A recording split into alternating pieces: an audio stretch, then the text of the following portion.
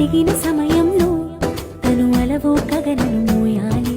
సొగసుని పొగడమే తన కలవాటైపోవాలి. పనులను పంచుకుని మనసుంటే ఇంకేం కావాలి. అలకని తెలుసుకుని అందంగా బతిమాలా